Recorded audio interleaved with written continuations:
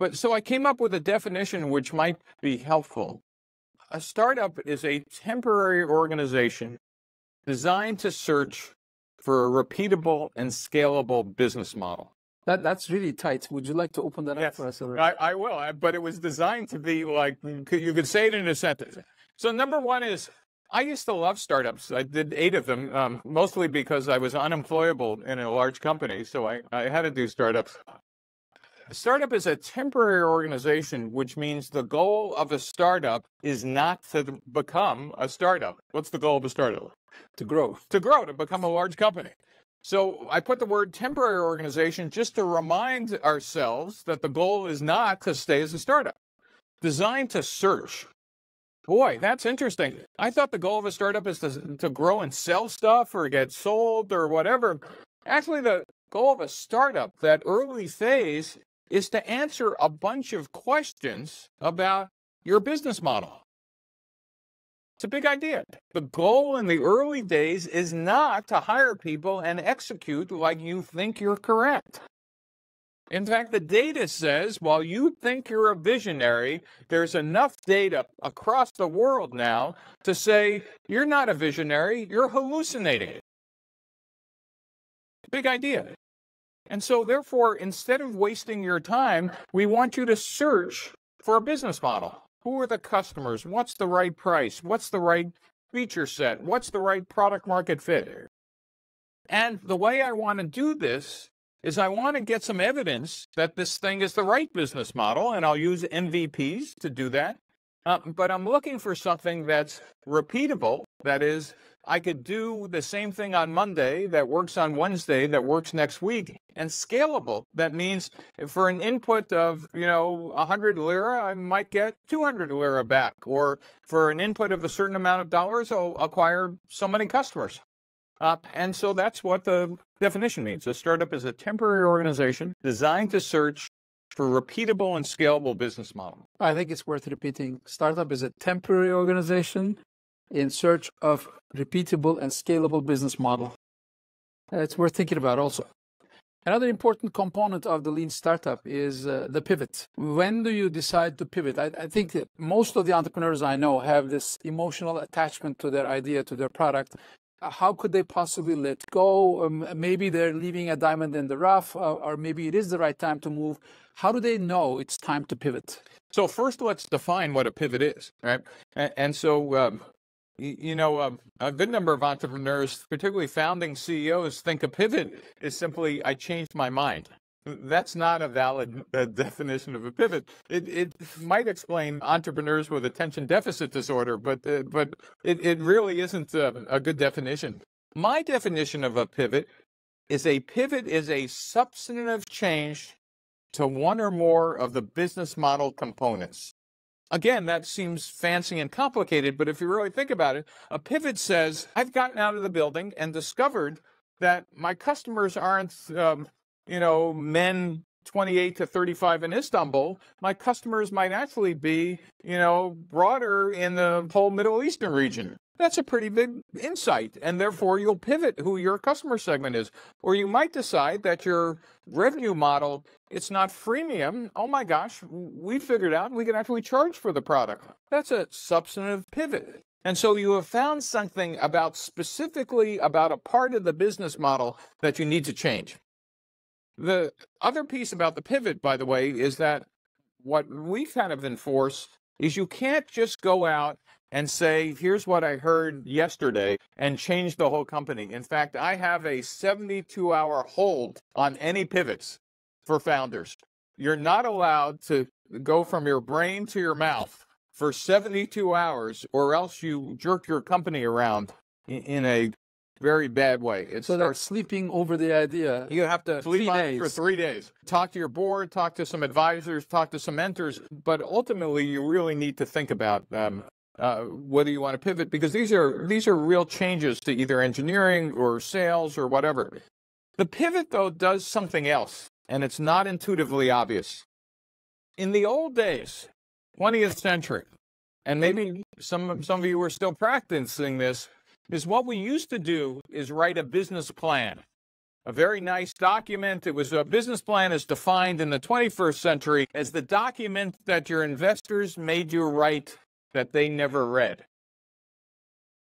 Supposed to laugh here. This is It's a different sense of humor in this case. Maybe we're still writing business plans. And by the way, the best part of the business plan was a 5-year plan, a forecast in the back, which forecasted essentially, if you think about it for a startup, a series of unknowns. Now, what's interesting is a business plan makes all the sense in the world in a large company when you have a series of knowns. I know my customers. I know my channel. Here's my next product. I could write a business plan. The mistake we made was taking that same document and trying to apply it for a series of unknowns. Now, I have to remind you, the only people who had 5-year plans with a series of unknowns who required 5-year plans that way were venture capitalists in the Soviet Union. And we know how well they turned out for at least one of those groups. And I'm not suggesting we don't need planning. I am suggesting that the process ended up doing some absurd things. Here's what happened. When you would write a business plan and you'd get money from an investor, they would look at that 5-year forecast, and then you would have board meetings. And in Silicon Valley, we'd have board meetings every 6 weeks, and they'd ask you, how are you doing per plan? Compared. You were supposed to execute that plan. It didn't matter that you were getting new data from customers that said the plan was obsolete. The board funded that plan. You would ship the product, and you'd have a launch party. Everybody would be happy. And then a couple months later, people would be asking the VP of sales, how are we doing per plan? And the VP of sales would always say, great pipeline. Now, for those of you who've never done that, great pipeline means we really don't have any sales. It's going to come, but don't worry. And this would repeat multiple board meetings until one day the board would fire and the CEO would fire the VP of sales. That's a pivot, isn't it? Why? We're not executing the plan. And so we would continue, a new VP of sales would say, well, that was a stupid plan. Here's the new plan. By the way, when they said, here's a new plan, we were actually doing a pivot. And this would continue for another 6 months, and if it still wasn't working, we'd fire the VP of marketing. Why? Because it can't be the VP of sales' problem, it's the VP of marketing. And the new VP of marketing would come in and say, well, here's the new positioning. We just did another pivot. And then finally, if we're still not making money or not meeting our plan, we fire the CEO. Now, if you think about this, the one thing we never fired was the plan. It's a big idea. The one thing we never said is perhaps our initial assumptions were incorrect. Yet we now know, after doing startups for 30 or 40 years, it's the very rare startup that gets the initial assumptions correct. And therefore, the business model canvas and the lean methodology says, hey, those are the things we're changing first. We fire the plan first before we fire the people. That's a big idea. And that's why this whole lean methodology makes people from large companies incredibly uncomfortable.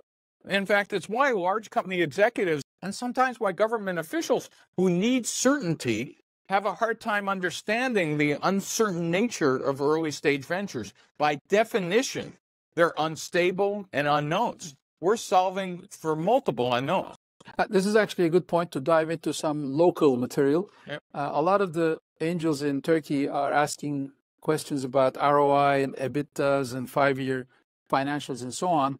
And what I'm recommending to our entrepreneurs is if they have an investor that wants those types of things, come to me. I have a group of creative writers who can create wonderful pitch decks and, just give them what they want. So maybe a lesson for angel investors: do not treat startups like you would treat mature companies. So that brings up another subject, which, by the way, used to confuse me. When I retired as an entrepreneur and started teaching, I thought entrepreneurship was pretty well defined. That is, everybody knew what an entrepreneur was. It was somebody who wanted to start a billion-dollar business or go broke. And one of my mentors at Berkeley suggested that perhaps you ought to sit in through some other entrepreneurship classes and see what they're teaching. And I sat through those classes and realized that their definition of entrepreneurship was very different than mine. So what were they doing wrong? Well, no, they weren't doing, actually, in this case, a very rare event, I was wrong. It turns out And this is true in every country, and Turkey in particular, it's worth thinking about. It turns out the word entrepreneur and startup means different things to different people. Yeah. And this really screws up investors, government, and educators without having a taxonomy that is a kind of a set of buckets about what kind of startups are we talking about. Let me give you a set of examples. Now, there's a certain type of entrepreneur which I call a lifestyle entrepreneur, maybe more prevalent in the United States, but these are people whose life really isn't about startups. Their life is about something else. I happen to live near the ocean, and some of my friends are surfers. And if they could, they would surf